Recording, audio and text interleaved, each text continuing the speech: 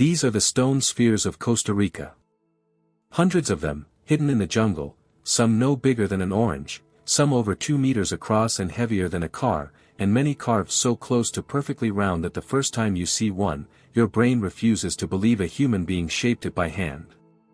But someone did. A people who left no written language, no instructions, no drawings, nothing that tells us how they did it, or why.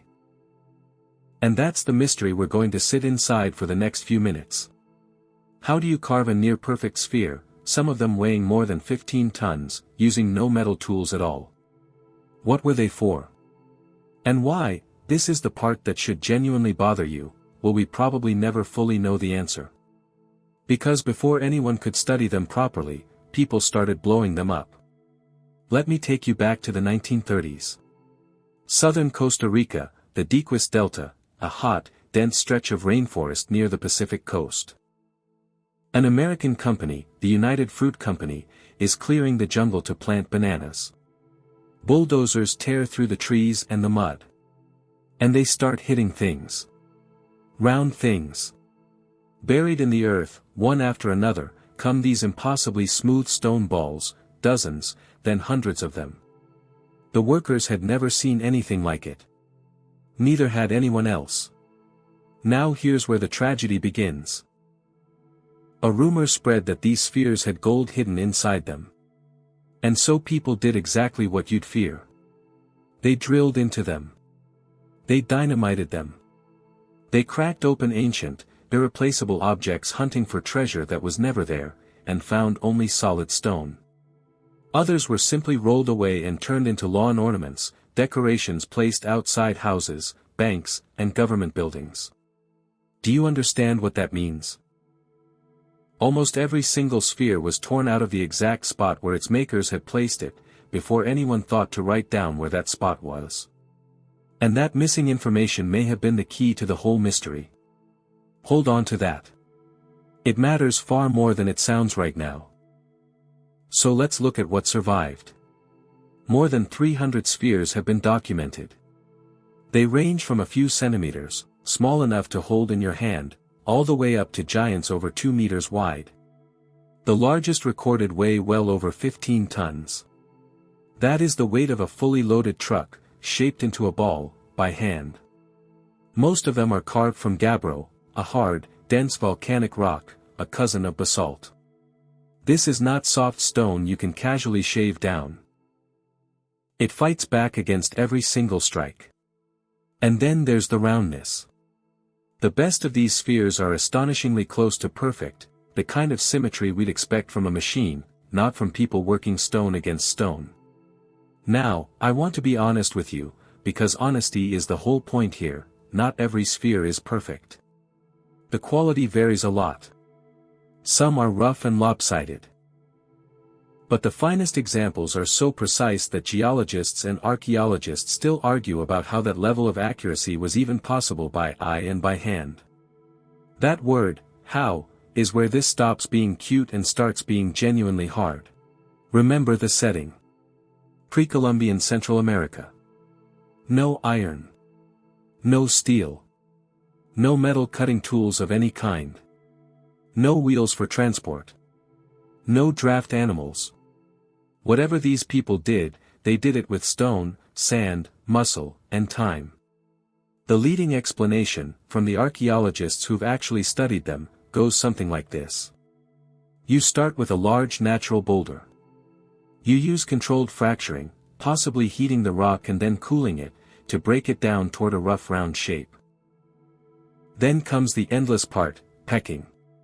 Striking the surface, over and over, with harder hammer stones, chipping away every high point, slowly coaxing a ball out of a rock.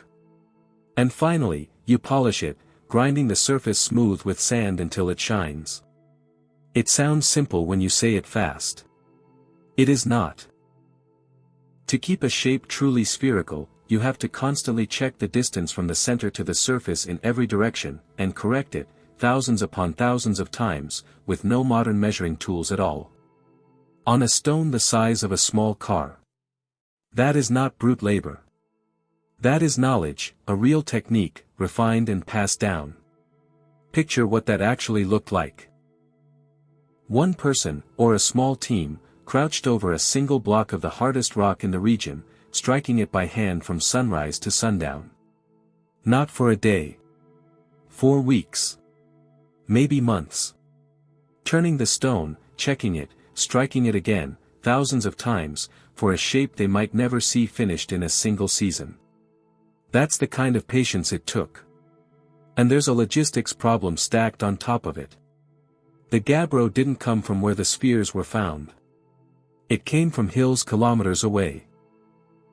So these enormous stones, or the boulders that became them, had to be moved across serious distances by human power alone. That takes organization. Planning. A whole society pulling in the same direction. Which brings us to the biggest question of all.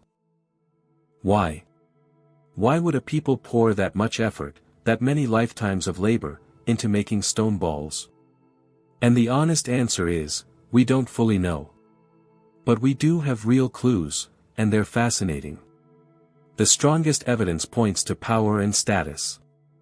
Archaeologists have found spheres positioned on either side of the entrances to large platform structures, the homes of chiefs and important people.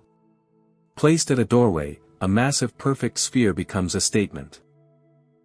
This is someone who commands the labor of hundreds. A monument to authority that you have to walk past just to enter. But it may run deeper than that.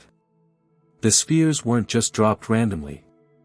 In many cases they were arranged, set into deliberate lines and geometric patterns across plazas and along the approaches to elite dwellings. And that opens a tantalizing door. Lines and alignments have led some researchers to wonder whether they pointed at something. Directions, the movements of the sun or the stars, a cosmology we can no longer read. And now you feel the full weight of what happened in the 1930s. Because the one thing that could have tested those ideas was the original position of each sphere. The exact placement. The alignments.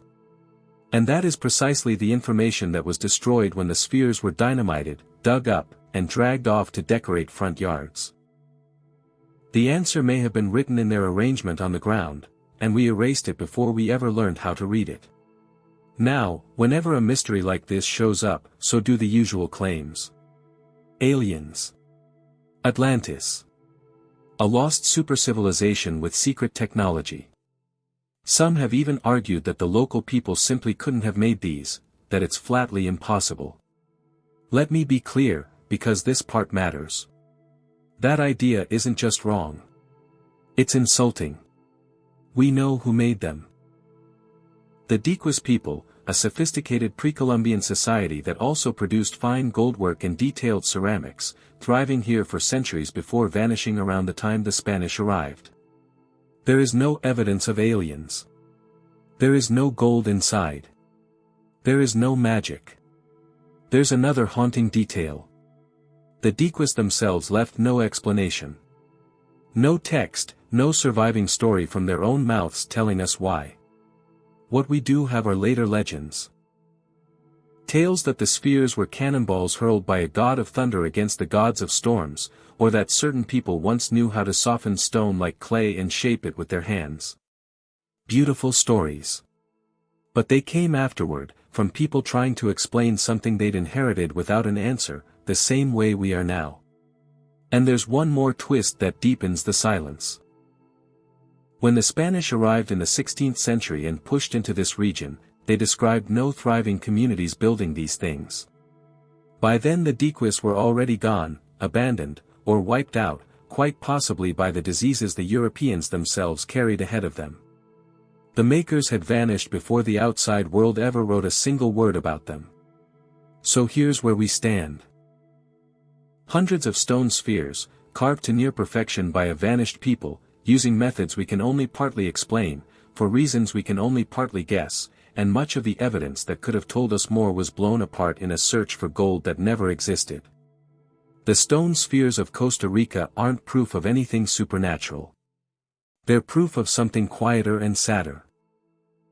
That a mystery can survive for 1,000 years underground, and still be half destroyed in a single generation the moment we finally dig it up. Most of them will never sit where their makers meant them to sit again. But 4 sites were eventually protected, spheres still resting exactly where they were placed, and every one of them is a question we haven't finished asking. Makes you wonder how many answers we've already lost, without ever knowing we were holding them. If you want more mysteries the history books left unfinished, subscribe, the next one is even stranger.